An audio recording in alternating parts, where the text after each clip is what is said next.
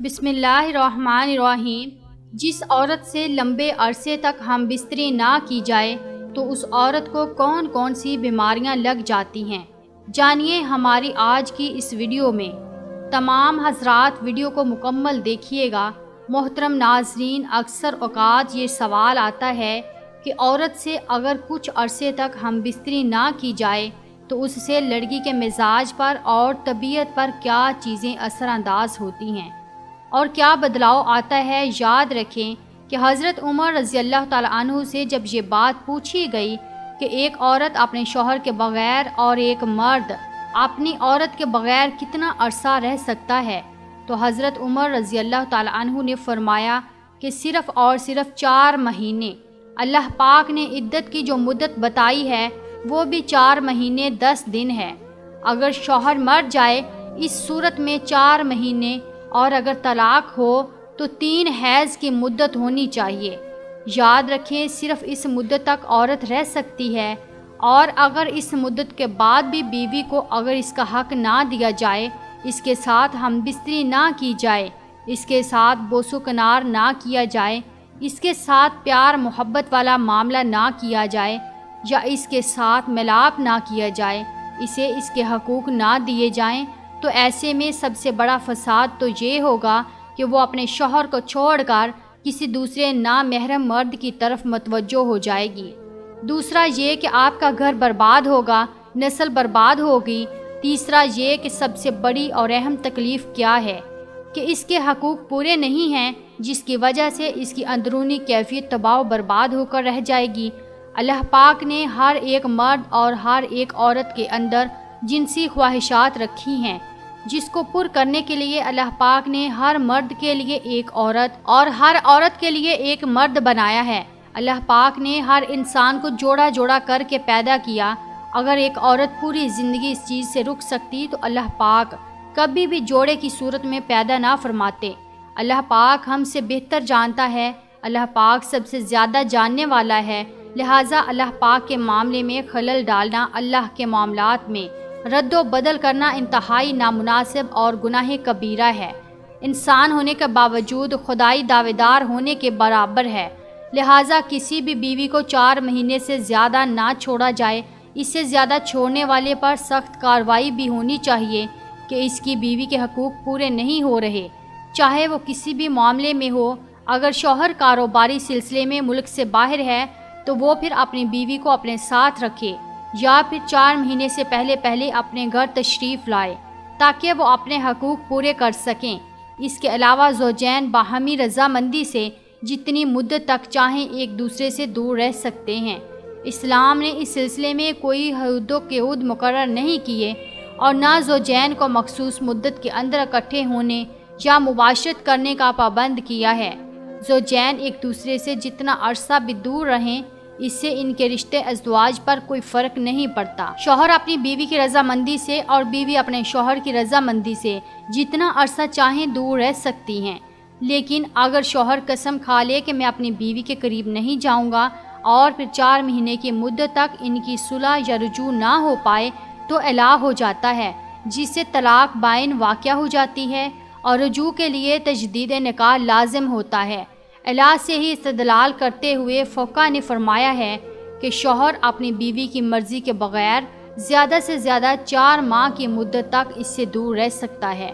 قرآن مجید میں اللہ تعالیٰ کا ارشاد ہے، اور ان لوگوں کے لیے جو اپنی بیویوں کے قریب نہ جانے کی قسم کھا لیں 4 ماہ کی مہلت ہے، پس اگر وہ اس مدت میں رجوع کر لیں تو بے شک اللہ بڑا بخشنے والا مہربان ہے، اور اگر انہوں نے طلاق کا پختہ ارادہ کر لیا ہو تو بے شک اللہ خوب سننے والا جاننے والا ہے۔ اس آیت کے واضح ہوا کہ شوہر کے لیے جائز نہیں کہ 4 ماہ سے زائد کی مدت تک اپنی بیوی کے حقوق زوجیت کے ادائیگی میں تاخیر کرے۔ امام جلال الدین سیوطی رحمۃ اللہ علیہ نے حضرت عمر رضی اللہ تعالیٰ عنہ کے حوالے سے یہ بیان کیا ہے کہ آپ رات کے وقت گشت کر رہے تھے تو ایک گھر سے ایک عورت کی آواز آ رہی تھی اور وہ کچھ اشعار پڑھ رہی تھی۔ مفہوم یہ تھا کہ اس کا شوہر گھر سے کہیں دور چلا گیا تھا اور وہ اس کے فراق میں غمزدہ تھی۔ سیدنا عمر فاروق رضی اللہ تعالیٰ عنہ گھر آئے اور اپنی زوجہ سے دریافت کیا کہ شادی شدہ عورت شوہر کے بغیر کتنی مدت صبر کر سکتی ہے؟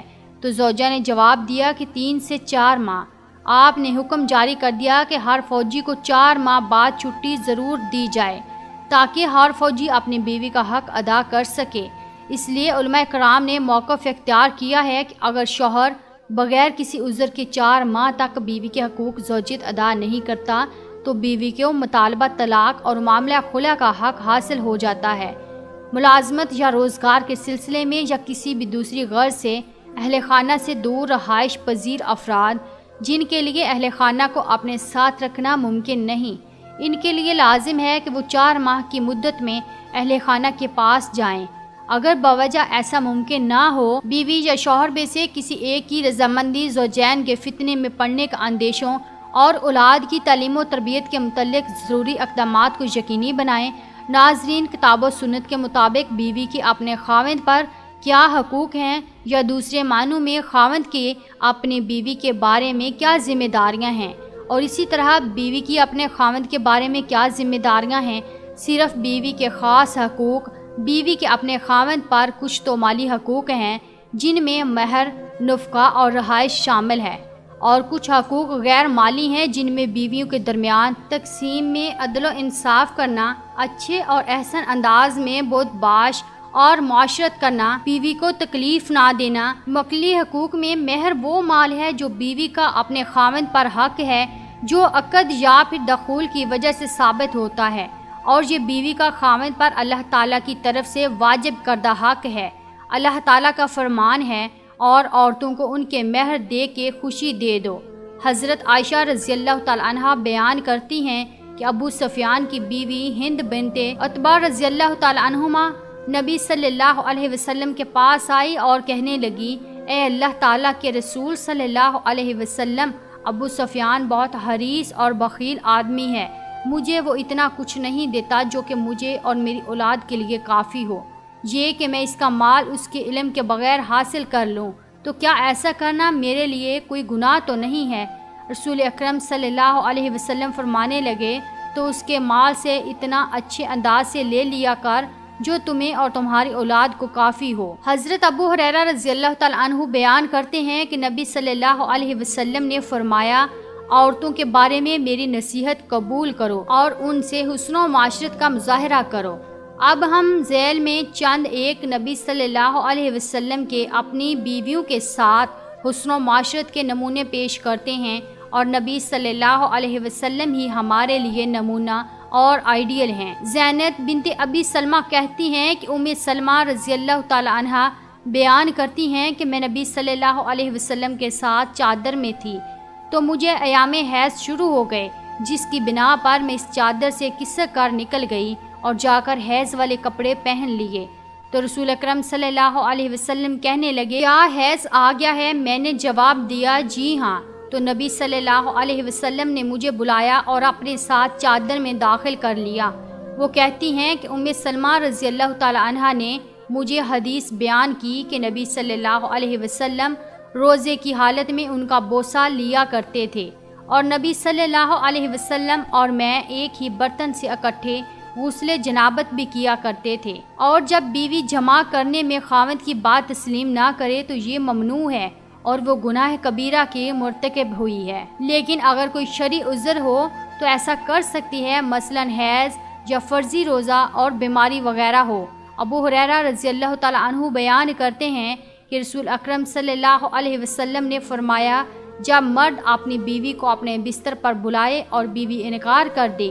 تو خاوند اس پر رات ناراضگی کی حالت میں بسر کرے تو صبح ہونے تک فرشتے اس پر لعنت کرتے رہتے ہیں۔ تو ناظرین، واضح رہے کہ خاوند کا اپنی بیوی کے حقوق زوجیت کو 4 ماہ کی مدت کے اندر پورا کرنا ضروری ہے۔ اگر کوئی آدمی 4 ماہ سے زائد اپنی بیوی سے دور رہتا ہے، حالانکہ بیوی کو خاوند کی طرف رغبت ہو رہی ہے، تو وہ آدمی گنہگار ہوگا۔ لہٰذا ملازمت یا کمائی یا کسی بھی غرض سے گھر سے باہر رہائش پذیر افراد کو 4 ماہ کے اندر چھٹی لے کر گھر جانا چاہیے، یا کوئی ایسی ملازمت کاروبار شروع کرنا چاہیے جس میں 4 ماہ سے پہلے گھر کا چکر لگانا ممکن ہو۔ البتہ اگر کوئی ایسی صورت ممکن نہ ہو اور گھر سے بہت زیادہ دور جانا پڑے، جہاں سے سال 2 سال تک واپسی مشکل ہو تو ایسی صورت میں درجہ ذیل شرائط کے ساتھ وہاں ٹھہرنا جائز ہے۔